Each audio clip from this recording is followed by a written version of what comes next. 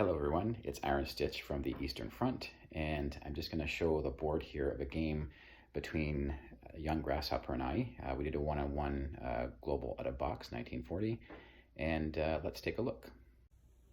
So we were on approximately turn 4, maybe it was turn 5. We started this game very late a week ago today. I believe it was a Saturday night, and we didn't start the game until about 10 o'clock, maybe even 10:30 p.m. We played until about 4 in the morning. And again, it was approximately turn 4, maybe it was turn 5. Likely turn 5, I guess. But at the very end, we did skip some turns. Basically with Russia, we just moved a few men from Amur into Manchuria to help defend some American forces that were sitting there. The forces might have all been planes, to be honest with you. I'm not sure there was any men with the planes and the bombers. A lot of bombers were there. Some Russians were moved in for some defense, but otherwise nothing moved for Russia over here. Moscow did fall. I'll show that side of the board in a moment. Over here, though, then we jumped to Japan's turn, and Japan brought their navy up from, actually they were in the Philippines. They had taken the Philippines finally. It was a late call to war with the U.S. The U.S. probably just rolled dice the first time on a raid on, they sunk some ships here in the number 6 sea zone. There is some tape on the board here. We had this marked off for bloodbath rules, but we pulled a lot of that tape off and to help see the board better. All the units landed in Manchuria. I brought my ships up from the Philippines, which we had just taken. Brought my land units as well, and all my planes. You see, Japan doesn't really have a lot of planes left. I have, well, it looks like only a 2-plane scramble here and the 2 bombers in Japan itself. I do still have my kamikaze. They were never used. And over here, I just have 3 TACs and 2 fighters left, and there's 2 fighters left on the boat here. I believe the 2 fighters in Japan were actually just built. No, they might not have been, because we probably didn't do a buy with Japan. But anyways, oh, sorry, I also have 2 aircraft carrier way down in Malaya, of which a fighter and attack bomber landed on there. That was from the previous previous round. There was some kind of an attack I did around the area where they were forced to land on those carriers. Anyways, Japan starts with quite a few fighters and attack bombers. I did buy some as the game went on, so I did lose a number of them here in Manchuria in that battle, which was pretty cool. But again, we did skip some steps to get to this stage, so Germany may have looked different before this point, because I guess we did do Germany because Moscow had fallen. But anyways, we really just skipped Russia. They didn't do any non-combat moves and so on. But the problem that I would have if this game continued was there's quite a large U.S. Navy in the Caroline Islands. They do have a couple of subs in Hawaii, and this probably was built the last turn in the western U.S. They have some ships there. We'll later get to the eastern side where Brazil was taken by the U.S. Again, they just got into the war, so they took the Brazil. They have some units moved down there, plus the units they get. And they have a number of transports on that side. So it's going to be quite the landing, probably in Africa, but maybe brought up towards the Gibraltar, and maybe eventually moving it towards Norway, landing in Normandy.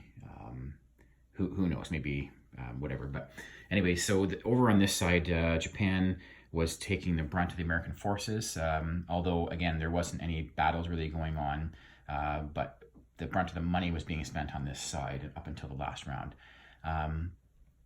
You can see down here in Australia, all is well, but Queensland did fall to the Japanese. Unfortunately, at that point, the Americans, I think they built up around the Solomon Islands, maybe at the time. Somewhere down here, anyways, there's quite a bit of Americans sitting there. So it would have been dicey. I'm not sure we would have been able to take the capital, but we decided to back off, come up here and take the Philippines and leave Australia alone. It would have been dicey. Maybe it would have worked, but the Americans certainly would have been able to block us from coming back, because they were able to declare war on the end of turn 3. So we did have to get out of there before that happened. The Navy here is quite large now, but at the time when I was at the Philippines, before they moved stuff over from Hawaii, it probably wasn't quite large enough to deal with this fleet, because I also would have had one or two of those carriers in there, or at least in close range for a counter-strike, because I think I was protecting transports on the Money Islands down here. It would have been better, of course, to video this as we were going, but aside from that, that's why the Americans didn't attack when we were in the Philippines. They probably didn't have the strength at the time, but now they would be able to fairly easily destroy this Navy. I would get my 6 kamikazes, mind you.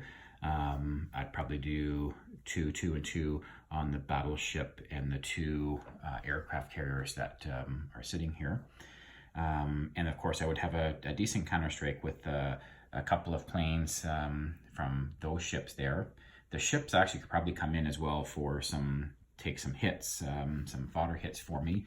I'd have these planes here, and assuming he doesn't take out this destroyer, because he does have a destroyer up here, if that destroyer was still alive, it could come in the battle, but he could get his 2 subs there and this destroyer in on this one in the number 6 C zone, so it probably would be gone. But there is that possibility. Over here in China, Japan has very little on the mainland at this point. Most of our land units were destroyed in the Battle of Manchuria. Again, there were some Russians in there. Some of them had been destroyed earlier in the game, but of this, and there's actually 6 over here. So this is, I don't know how to pronounce it properly, but Tunguska. There's 6 there that marched their way from Amur, or one of the territories over here. The other, I don't know how many were left. There was maybe 5 or 6 that went into Manchuria. There was a small skirmish at one point where Japan tried to fight them somewhere, weaken them, but didn't do a very good job, and had to retreat.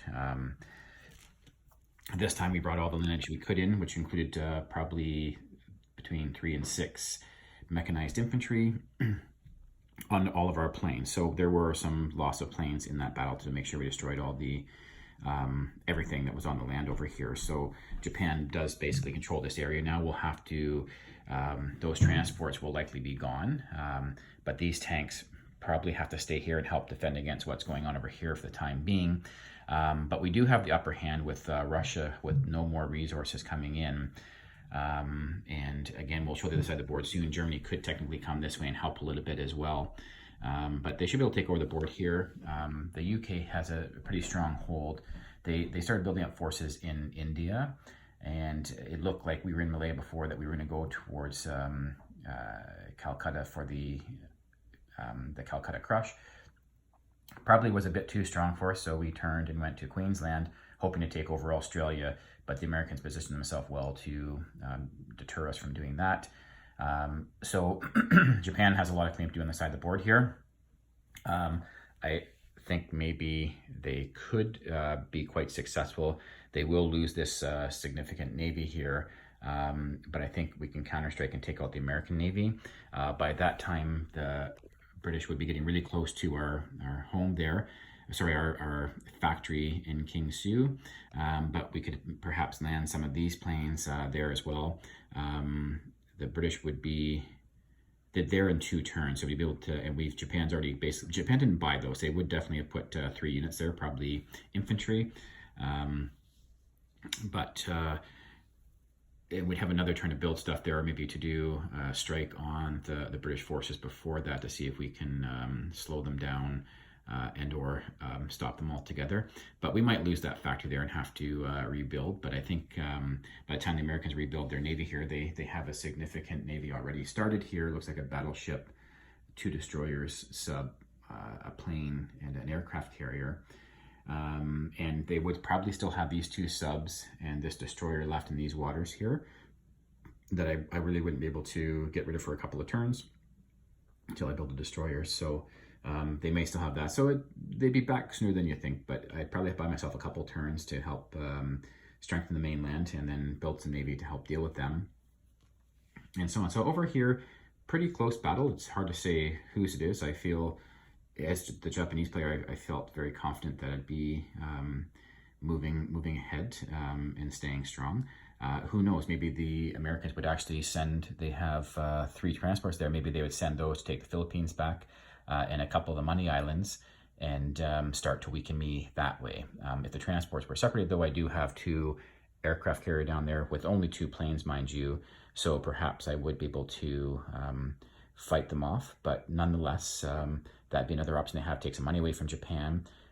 If that Navy was mostly together, it's a bit too strong for me to take out with my the boats that I have, because my planes are, I guess, out of position. So you could argue either way of who has a hand on over here. Anyways, we'll go take a look at the other side of the board. I'll try not to move too fast to make people dizzy looking at this. Over here, there was quite the battle for Africa, really. But as you can see, the British, with a little bit of help from the French, have really got a great stronghold on Syria and Egypt. There's really not much I can do. In fact, I have 3 territories. 2 of them are not protected, and then I have Tobruk with just a tank and an artillery is all I have left. The British were able to destroy most of my navy. The navy I have here is newly built, 2 cruisers and 2 transports. I still have a German plane here to help with the scramble with the 2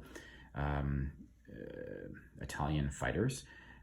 There's a bit of a question whether it was a silly move to buy 2 cruisers instead of 2 destroyers or 2 subs or something else, or even an aircraft carrier. And I agree with the criticism on that.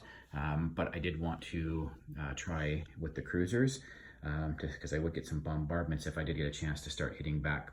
And it really depends. I talked earlier about this force in Brazil. The Americans have, this really came from the last turn, maybe 2 turns now, but it's quite the force there. It is all transports, so it is 6 transports down there, and 5 men, 4 mechanized infantry, and an artillery. Not a lot of firepower really, but definitely a lot of units. So they could definitely overwhelm whatever I could bring over the 2 here. So my best bet probably would be to move in towards Libya and then attack, depending on where those British are, if they move to Libya, using these 2 units and some landing force here to hit Libya. The problem is this whole navy could actually sail through and deal with me easily. I do still have my bomber here and the 2 fighters, so I can maybe take out that French transport, and the British go first, so they might have all their boats in the Mediterranean, so maybe I wouldn't be able to take it out. But if it is still just the French guy, I could take him out. Odds are with the French moving up there, the reason for that is the British are moving up there as well. So perhaps I would wait another turn, build a couple more transports. Italy, I didn't take their money, doesn't look like, but they're quite low on the board. They're at 10, and I don't think they have any NOs, so I'd probably buying, realistically, I'd probably be buying 3 men that turn to get ready for a landing somewhere. But the British absolutely have control of Africa without the Americans' help, and likely this force is coming towards Africa. I know in our game talk there was talk, but it definitely was coming to Africa. But there always would be the option, of course, of coming up to Normandy, Norway, maybe even just putting them in England for now. But there were those possibilities. Of course, there's an American destroyer here, and the British still have a transport here. My planes are now all out of range, so finally the UK is able to build a navy. I was able to sink their navy in the starting round is a standard move, and a rebuild they did, I was able to take that out as well. So that, again, much in the control, Africa is much in the control of the UK, and with the US help, it's probably a lost cause for Italy down there, unless they get help from Germany. So that's where the good news comes in for the Axis, because here my last build was a number of tanks. I finally rebuilt some, well, actually every turn I rebuilt, ever since I took from Denmark, every turn I rebuilt to put some more men there, more units there, I should say. They always kept going towards the eastern front. So of these ones here, they're really, other than, I guess, Normandy, which, well, it couldn't be taken this turn, it'd be 2 turns for Normandy to go. So they're coming up to Denmark to protect a pass-through from the Americans, and then followed up by the British in a can opener. And then the next turn, I would definitely be building some men in Normandy, southern France and France itself, although I have to do a repair on the French factory to do that. And of course, I could build some in Western Germany and so on. So, you know, they could get a landing in there that might be a bit difficult at the moment for me to deal with. But the good news is these tanks here, and there are, it looks like 5, 6, 7, 8 of them, are able to head back towards France to help protect the coastline over here. My planes are all over here. I have 2 fighters, a bomber in this pile. The pile up here, I have 3 TACs and 3 fighters. The 1 TAC is in Bessarabia. He just moved over. He really is with all this stuff here. That stack men is in Bessarabia. It's 3. And those units were on their way over. But the reason it's such good news is because over here, we did have the fall of Moscow with 6 tanks remaining.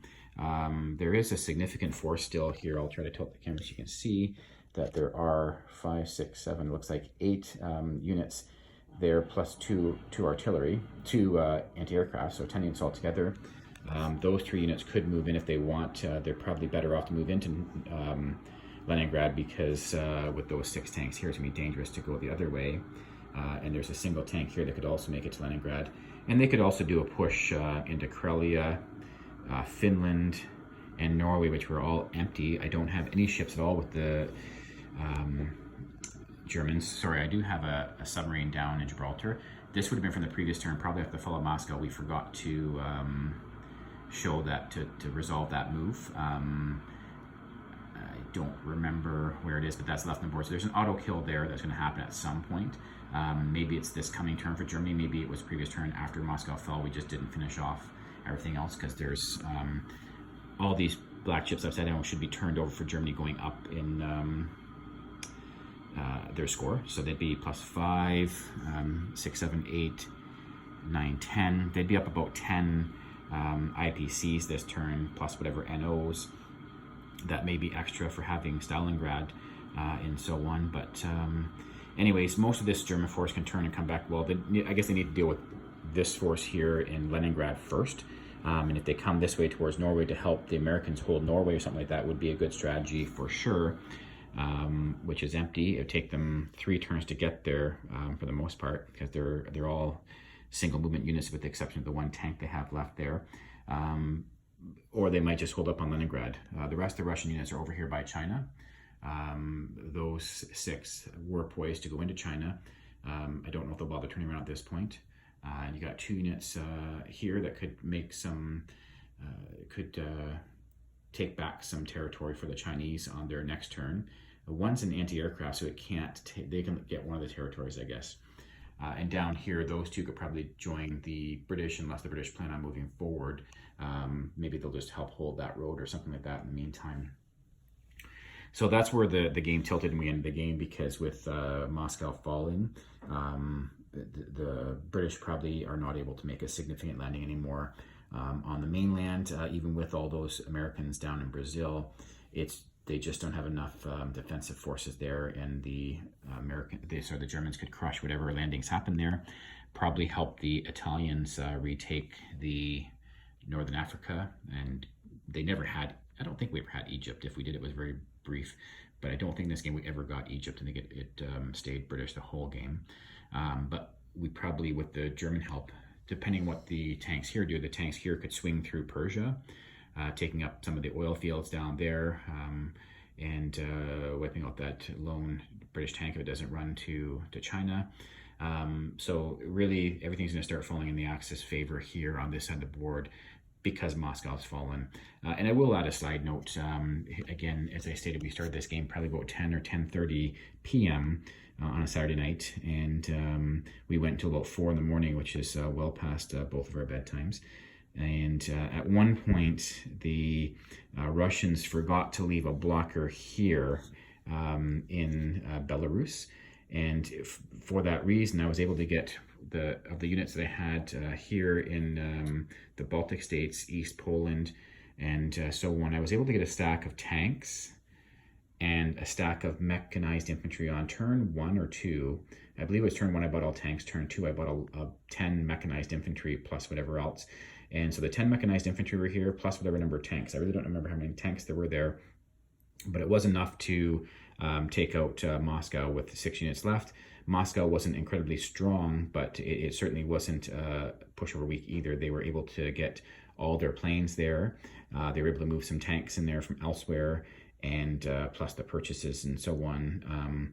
They were able to get it quite ready to defend, but we sent everything in there just to see. This, I don't recall if this had already moved or not. I believe this would be able to move into Smolensk if Moscow didn't fall, but I could be wrong. They might have already moved here. I don't really remember. But those tanks definitely moved up here that turn. This tank went into there. So it would have another, let's see here, 5, 6 tanks that can make it in here. If the attack had failed and they had whatever there, it'd have 6 more tanks come in, plus my planes could come back in. So I would have had a counterstrike for Moscow. But it really would depend on how many units he had left and what he was able to build in there, if I was going to be able to win, or if he'd be able to hold me off in that battle. I did say I had no other German ships left, but I missed on 114 here. I still have my cruiser and my transport. Not going to do a heck of a lot of damage, but I would certainly be able to, there's no men within range, but I could bring another tank into the Stalingrad battle if I decide to do that. But these tanks are actually out of range at the moment. So your attack over here would probably be in a couple of turns. So most likely I would build some more men, whatever here, get these tanks up in range if I was to do an assault on Leningrad. Anyways, that's just a little recap of a one-on-one game between young Grasshopper and Iron Stitch myself here a week ago Saturday. It was a really cool game. I think we would have made less mistakes if we started this game at 10 or 10:30 in the morning and went until 4 or 5 in the afternoon. It would have been, I wouldn't say a better game, but we would have been a more solid game tactic and strategy-wise. But it was a lot of fun, and I'd like to thank young Grasshopper for taking the time to come over and going head-to-head with me on this one. And I know he had a lot of fun. I know I had a lot of fun, and we're looking forward to another matchup at some point. And we'll post some results. Maybe we'll do some pictures before that point to put in to the video to show how things went, and a little better idea of where pieces moved, how the flow of the game was, and so on. Anyways, that's it for this video. Thank you.